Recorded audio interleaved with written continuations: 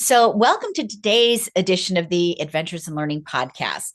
If you know me, this mission is going to sound real familiar to you to inspire every child's learning and curiosity through play.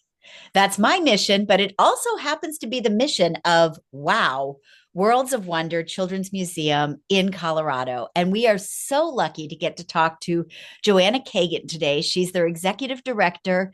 They're doing amazing things there, including a Girls in Science event that's coming up. And so I want to talk about the importance of STEM and STEAM with them, the idea of learning through play, and to zero in on why this Girls in STEM event is so important. So, Joanna, welcome to the show.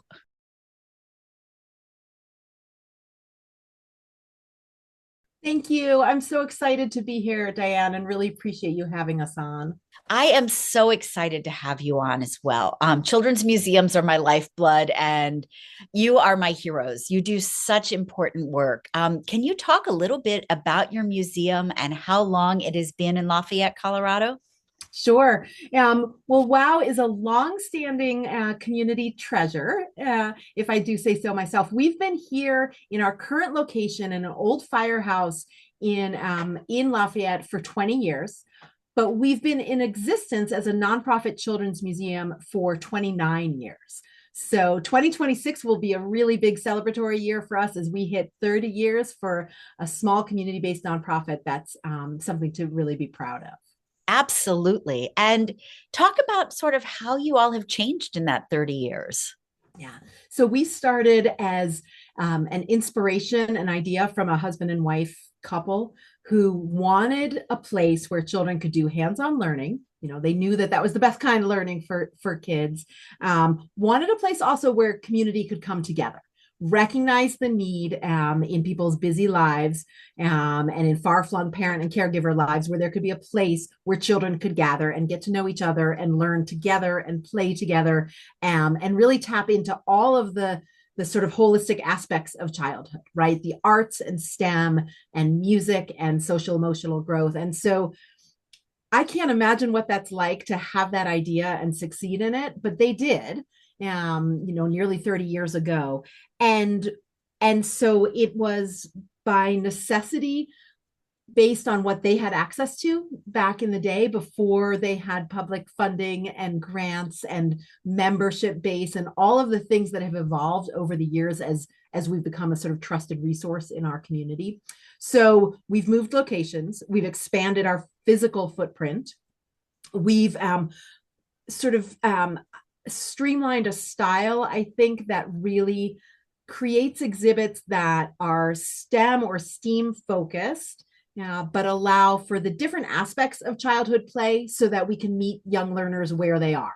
And so it might be that that someone is very interested in the literal goings on of our mini bank exhibit. And that means counting the money and putting it through the pneumatic tube to send it to the little teller car where you can make a deposit.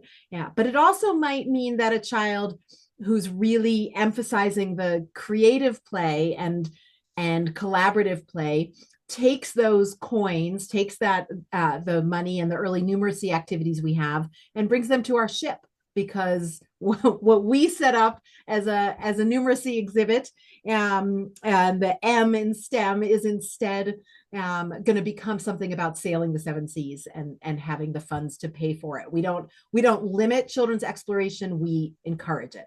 And so I think we've grown as children's explorations have grown, and it's through community feedback that we've built up what we have. One of our newest exhibits, for example, came about from focus groups of families who said they love the opportunities for play, but sometimes the littlest explorers feel a little overwhelmed by the bigger kids. So we have something we call Micro U, and that's only for babies. If you're older than 3, the whole rest of the museum is for you, but we ask you to stay outside of Micro U so that we can have developmentally appropriate activities for infants and toddlers, meeting them where they are in their learning. And that's been wonderful to get that kind of feedback and realize that we have to grow with our community if we're going to remain relevant. I love that. And you talked about STEM and STEAM. For those who don't know, and I can't imagine you don't if you're listening, but STEM is science, technology, engineering, and math. We add the A for the arts and you get STEAM. Um, why is that important for a children's museum? Yeah, it's so interesting as we look at where children's learning, where people's learning about STEM takes place. For all the amazing science teachers in classrooms across the country, whether in elementary school or middle school or college and beyond, most people's science learning takes place outside of the classroom. And with that in mind, recognizing that children's museums are trusted places, joyful places where there isn't pressure associated with a standardized test or a grade at the end of the year or a performance expectation that people feel in so many aspects of their life. This becomes the joyful, safe place to be introduced to those concepts even before the classroom and even alongside the classroom. So we really think children's museums play a fundamental role in people's science learning because, as we all know, science learning takes place in infancy and onwards. And if we can provide opportunities where people can tap into their inner scientists before they even know they're doing it, and frankly, before they're scared of it or Right. before they have those negative associations with often the science part and the math part in STEM, then all the better. Then we're contributing to that community-led education of the child and the whole person. And we take our role really seriously there. And so, speaking of taking your role really seriously, I know that you all have a very special event coming up that's designed to help encourage and get a population of people who science hasn't traditionally been designed for them. Can you talk a little bit about the special event and sort of Sure. how long it's been around and why you guys started it? So we are approaching our 7th annual Girls in Science Night at WOW. And we love this event so much. We're so proud of this and its impact because of the unique place I'm going to start that one again. Okay. We're so proud of Girls in Science at WOW. We're approaching our 7th year now of hosting this special event. And this event was designed to encourage girls in particular to recognize themselves as scientists, as future scientists with a ton of professional opportunities ahead of them, but also as scientists right now in the way that they make observations and ask questions and look for answers. That's being a scientist, as we all know. And we think it's really important to name it. We think it's really important for children to self-identify as scientists. And we think special events like Girls in Science play an important role in that, especially in addressing the gender gap that still exists in the sciences today. The gender gap has been narrowed because of experiences like Girls in Science, because of wonderful picture books and teachers out there and attention to all people in the sciences. We're really hopeful by what organizations do to encourage young girls to go for it in the scientific field. So we designed this night where women in STEM fields come to the museum and they lead activities for young girls. And we're the only Girls in Science event in the area that focuses on young girls. It's a classic event to have for teenagers. And it's a wonderful event to have for teenagers.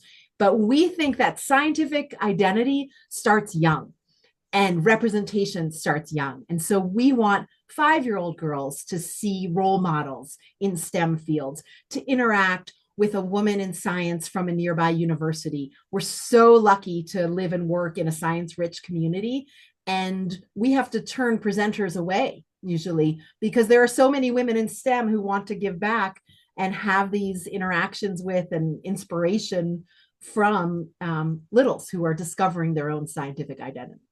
That sounds incredible. And so, as you've built this event, what have been sort of some of the joys and what are some of the challenges you face? Sure. There are so many highlights. This is one of those events that's such a labor of love for the staff that the whole team are eager to work it. This is not an event where we have to say, oh, can anyone come and serve a shift at Girls in Science? Because the energy in the room is absolutely electric. Things like a Girl Scout troop last year earning an exploration and careers badge from attending Girls in Science, or a young woman environmental educator from a local nature organization bringing snakes and other reptiles for girls to interact with and ask questions about and observe. We love moments like that. Girls getting to do DNA testing on strawberries or planting seeds with women in STEM from Denver Botanic Garden. There are so many examples. The energy is high the whole event wise, and we sell out every year. So the fact that we have to turn people away, the fact that it has this reputation in our community is something we're very proud of. But we also face challenges. This is an event that calls out a specific group of people, women in STEM, and says that representation matters, and that while we support and believe and celebrate kids in STEM every single day, we still think it's worthwhile to have a special night for girls in STEM. And so currently we're hearing from some of our annual partners who love this event that they're worried about their federal funding streams and whether they can support an event like this, as amazing as it is, because of the emphasis on one group of people, because of that insistence that diversity in science really matters. That's an unforeseen challenge. We never thought this would happen on such a unifying and community-based evening. Right. And to be facing exactly the backlash from federal stuff on diversity, equity, and inclusion, exactly. to have that hit an event that's designed to uplift and promote science has got to be frustrating. It's a excuse me, it's a little bit heartbreaking, to be honest. And we understand the difficult position that some of our funders and presenters are in, but it breaks our hearts a little bit too, because we know the girls are lining up to come to this year's event, and we're certainly still gonna hold it, and continue to offer opportunities for all children to see themselves represented in science, to see themselves represented in STEM fields, in STEM explorations, in STEM exhibits. It's super important to us if we are going to inspire that learning and curiosity through play. Absolutely. And so if people want to step up to provide funding or would like to sign their daughters or their nieces or their granddaughters up for this event, how do they do that? Sure. So you can go to wowchildrensmuseum.org. That's all just one word. And we have information about how to register for the event.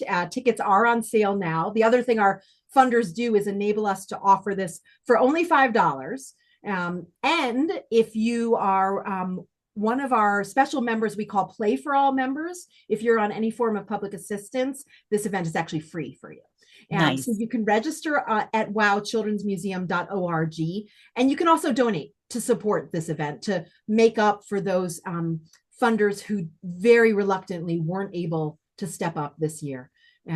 We welcome people's support. We welcome people's attendance. We welcome people volunteering at events like this. If you're a woman in STEM or STEAM, and have a special story to share or an activity to do, you can also find all of our contact information on our website. Excellent. So we're going to take a quick break. And when we come back, we're going to get to know Joanna just a little bit better. So welcome back to the Adventures in Learning podcast. At this point in the show, I love to get to know our guests just a little bit better. So Joanna, I'm wondering if you can tell us a little bit about your adventures in learning. Did you always dream of growing up to be the executive director of a children's museum, or was there an interesting twisting and turning path that took you here? Yeah, it's a great question, Diane, because I think when I was a child, and probably even when I was in high school and college, I didn't really know that there was such a thing as an executive director at a children's museum. I knew that I loved museums and zoos and aquariums and places where hands-on learning takes place. Those were always my happy places, alongside being in nature. That's always been the other thing that sort of keeps me going. And so I love talking to young women and young men exploring career options and telling them my story to point out that the whole world is sort of a journey, right? And you don't need to know where you're going to end up or even how you want to end up, to just go for it. So I started volunteering many years ago at the Central Park Zoo in New York, Love it. just to fill my cup, right? Because I loved working with children and I loved working with animals. And I was already in my early 30s.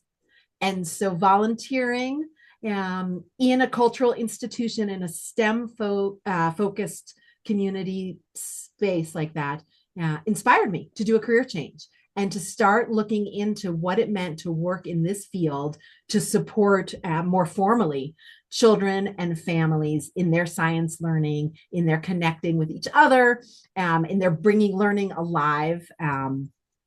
And so I started down that path. I had to go back to school to do science courses I had never taken, got my master's degree in childhood education.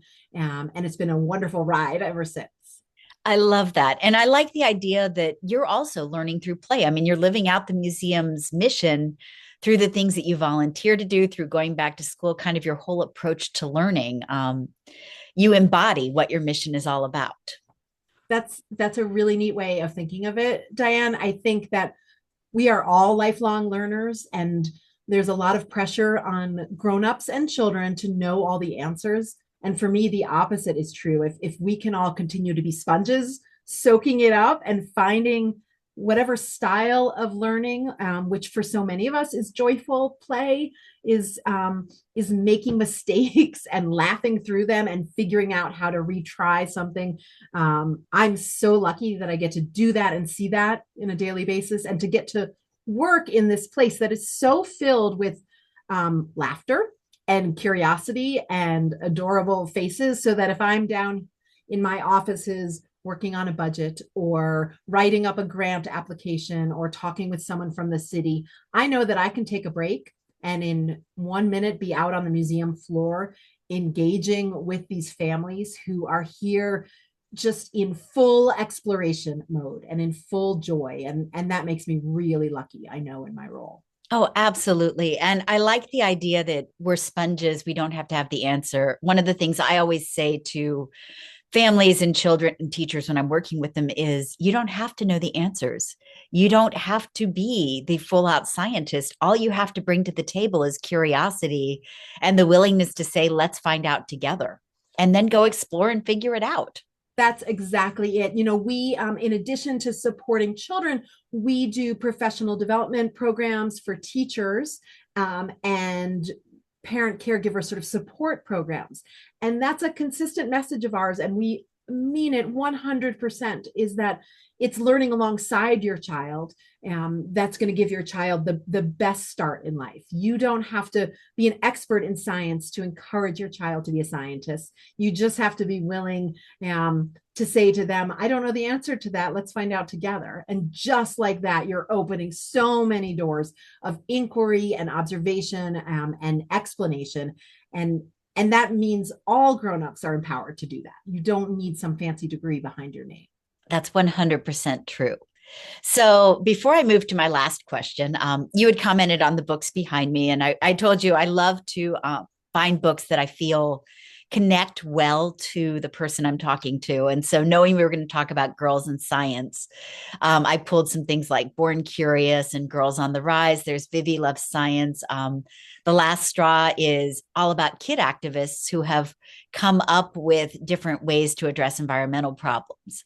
So those were some of my favorites. And I was wondering, do you have favorite books that you all use at the museum or that sort of spark your playfulness or your curiosity? I mean, we have so many. We are very lucky to live in an author-rich community too, and we actually have a brand new partnership with the Society of Children's Book Writers and Illustrators, and the Nice. Rocky Mountain chapter. So they come to that's actually starting this week, and do free story times of their books with whoever's visiting the museum that day. There's no additional admission charge or anything like that, Fabulous. because children's literacy and book discovery is a whole other area where the learning is nonstop and where there's so many opportunities. I will confess to being to returning to some of what are the classics to me when I want to be inspired or comforted, and some of those are the early chapter books. So I, for example, was sure that I was going to grow up like Harriet the Spy, Mm-hmm. and make notes in my secret notebook as I observed my classmates and my neighbors, and get myself into all sorts of hijinks from my excellent detective skills and my excellent reporting skills. Um, Charlotte's Web, similarly, the illustrations, the messaging about friendship and family and belonging, and then the little science lessons that happen in along the way. So I can't look at a spider without wondering if it's Charlotte. And so a book like Exactly. that so many years ago actually helped combat my own anxiety around invertebrates, and think of them as celebrated friends instead of something to be scared of. I think the power of a book in all of these cases is really magnificent. Absolutely. I, to this day, still rescue spiders in a cup and move them outdoors. Same. So, last question for today, and it feels like it's a timely one. What brings you hope? It's a great, timely question. I'm lucky to work in a field that's all about hope. Um, Children are natural scientists, they're natural communicators, they have a natural sense of fairness and justice. Um, they are social by nature and inquisitive.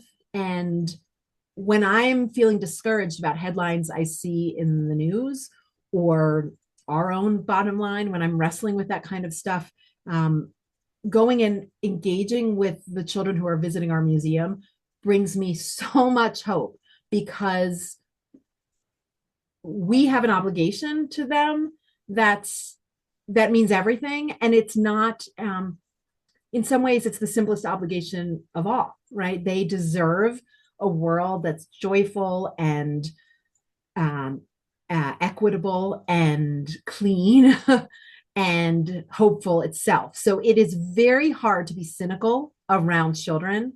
It's very hard to stay depressed or hopeless around a baby when it's dropping a ball in front of you and then laughing and seeing what you do and then creating its own science experiment and doing it again and again while you unwillingly realize you're part of a science experiment from an 8-month old.